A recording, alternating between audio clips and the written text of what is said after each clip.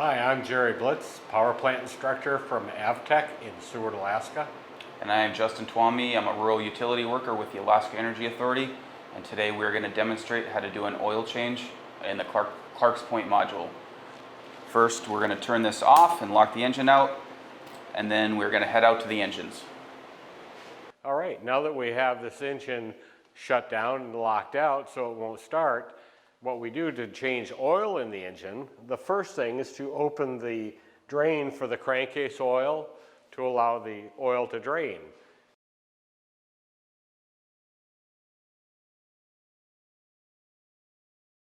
All right, Justin's over by the hopper to show you how to turn the hopper on to pump the oil out of the engine. Thanks, Jerry.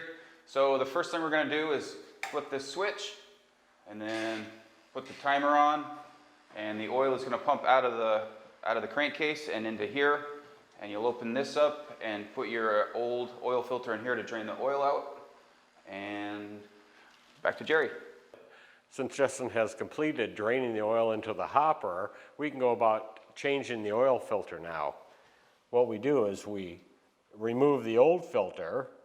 We would dispose of it. There's a drain pan in the hopper where we could hot drain the filter into the hopper, put the new filter on, but first apply some clean motor oil to the seal at the top of the filter.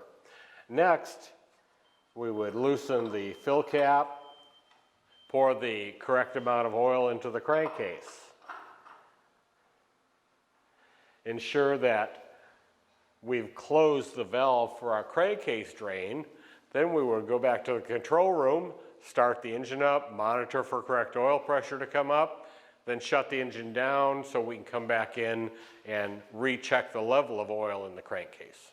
Now that Jerry's put oil in the machine, we're going to grab our key and put it back into run, and then we're going to hit the engine service button until the due in reads 300 hours.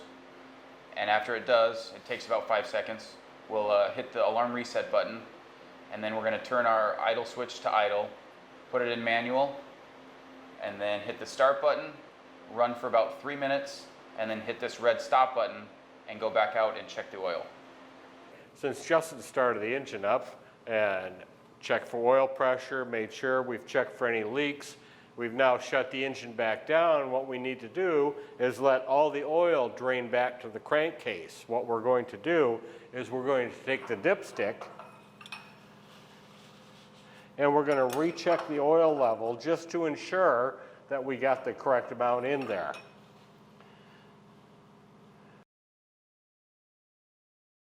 Normally, you usually end up having to top it off a little bit, add a little bit more, since everything filled up when the engine started.